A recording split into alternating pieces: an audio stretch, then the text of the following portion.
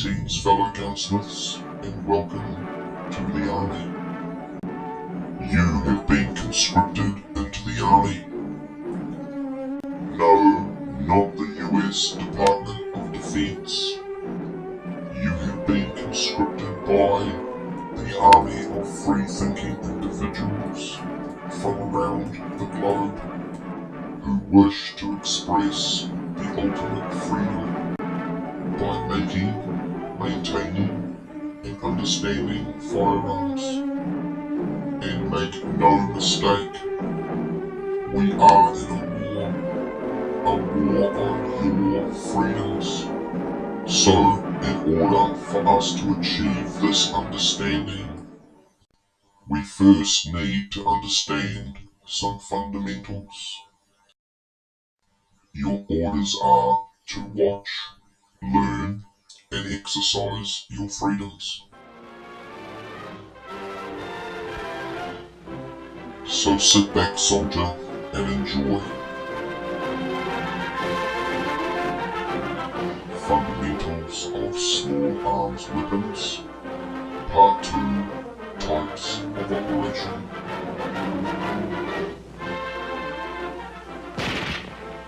A manually operated weapon will fire each time the bolt is operated and the trigger is squeezed. It's an effective weapon, but its rate of fire is limited. It can fire only as fast as a man can open and close the bolt. However, the rate of fire can be greatly increased by using the force of the explosion to operate the bolt.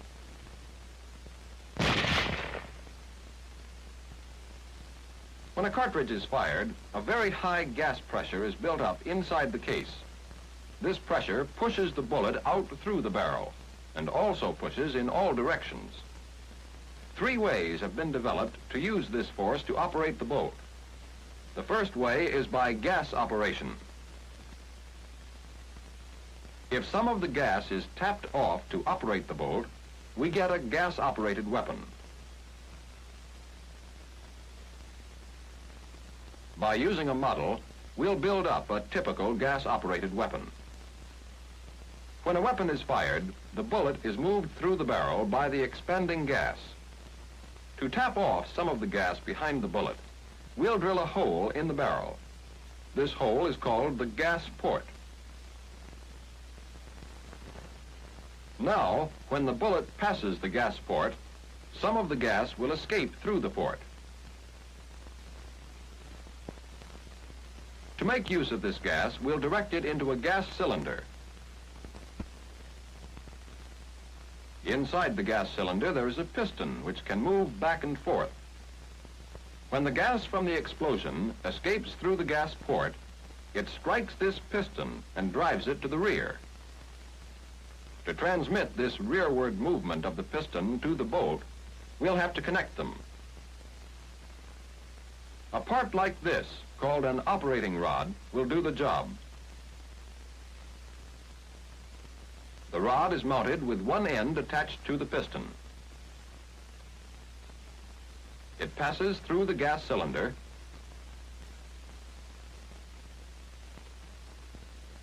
and the other end is attached to the bolt. The operating rod has a slot to unlock the bolt.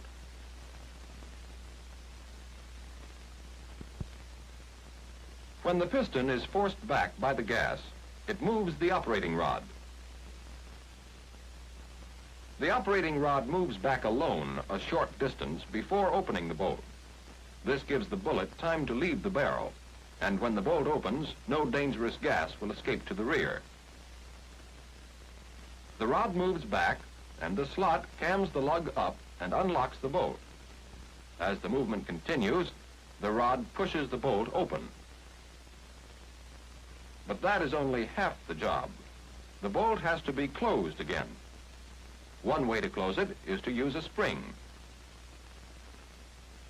We've placed the spring between the piston and the back end of the cylinder so that it is compressed with the bolt open. When the spring expands, it forces the piston forward, which pulls the operating rod forward and closes the bolt. Now let's see the whole action when we fire a round. Some of the gas escapes into the cylinder, driving the piston to the rear and compressing the spring. At the same time, the bolt is unlocked and then opened.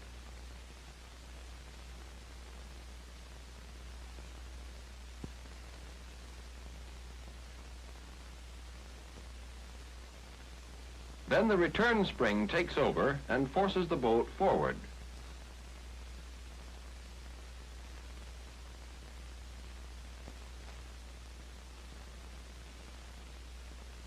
The force of the explosion has been harnessed, so it does all the work of operating the bolt, and we have a gas-operated weapon.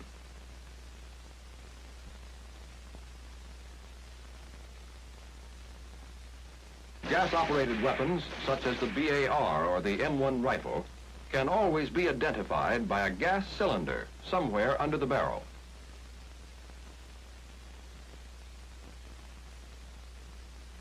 The second way of using the power of the explosion to operate the bolt is called blowback operation. As the expanding gases drive the bullet out through the barrel, they also push the cartridge case back hard against the face of the bolt. If this pressure is used to blow the bolt open, we have a blowback operated weapon. Let's build this type of operation on our model. To permit this blowback pressure to work on the bolt, let's remove the locking lug.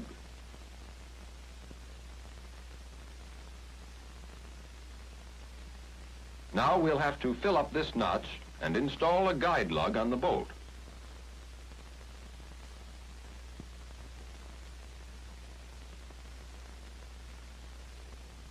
Now, when the weapon is fired, the bullet moves through the barrel and the bolt begins to open. However, the bullet leaves the barrel before the heavy bolt has opened enough to let any dangerous gas escape to the rear. To close the bolt, a return spring is again the simplest solution. We've attached the spring so that one end is braced against the receiver. The other end pushes against the bolt, and when the spring expands, it closes the bolt.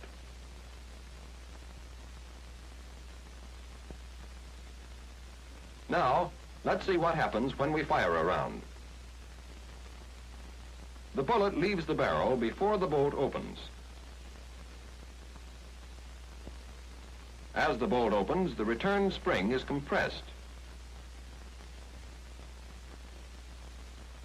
Then the spring expands and closes the bolt.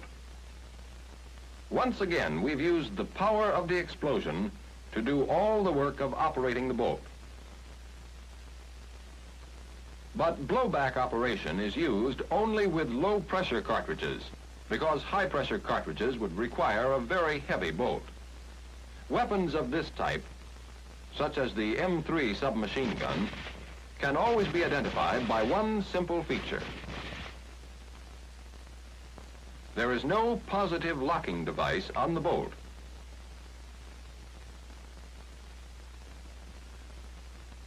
The third way of using the gas to operate the bolt is called recoil operation.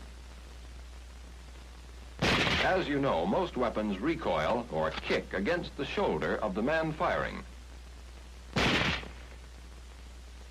If we use this movement to operate the bolt, we'll have a recoil-operated weapon.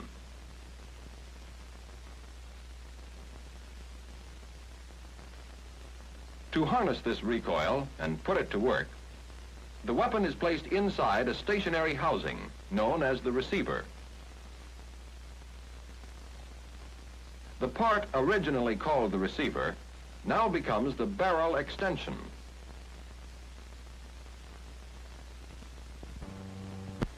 The barrel, barrel extension, and bolt are locked together and are free to slide in the receiver.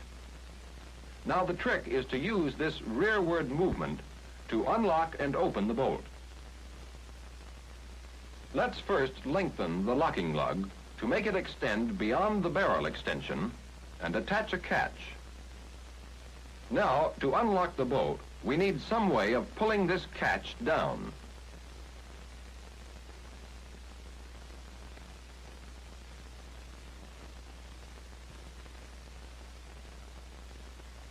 This cam will do the job.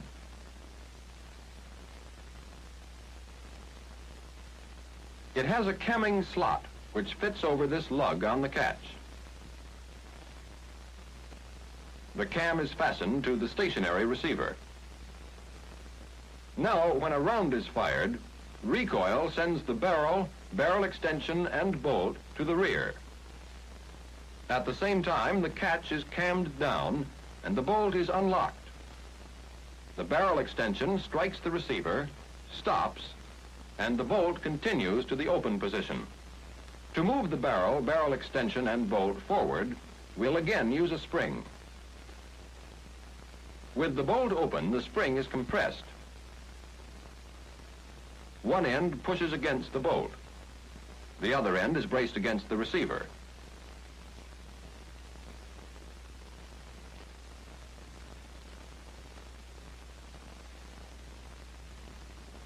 When the spring expands, it first closes the bolt, then pushes the barrel and the barrel extension forward.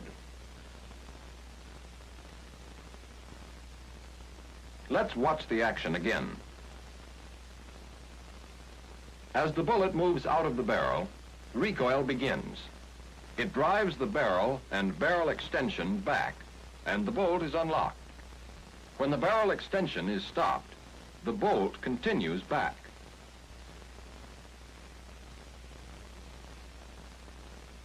When the bolt is fully opened, the return spring takes over. It first pushes the bolt closed.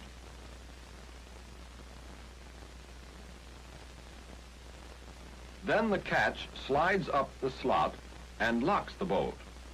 The return spring continues pushing until the barrel and barrel extension have reached the forward position. Recoil operation is used on such weapons as the pistol and machine guns. If you see the barrel of a weapon moving back and forth inside the receiver during firing, you can be sure it's recoil operated. Remember, there are 4 types of operation: manual, and the 3 types that use the force of the expanding gas. The gas-operated weapon taps off some of the high-pressure gas behind the bullet to unlock and open the bolt.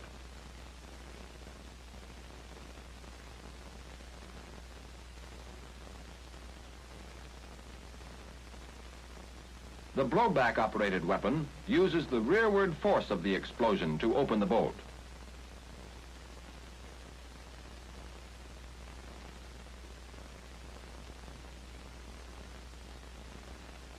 And the recoil-operated weapon uses the kick caused by the explosion to move the barrel and barrel extension back, unlocking and opening the bolt as it goes.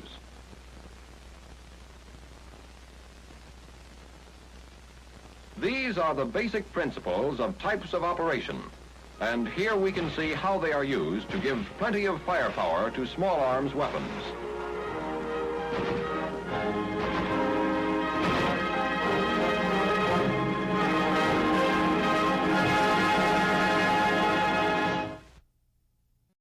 You can help by sponsoring my channel. My cryptocurrency wallet details are below in the description and at the end of this video. Please like, subscribe, and share.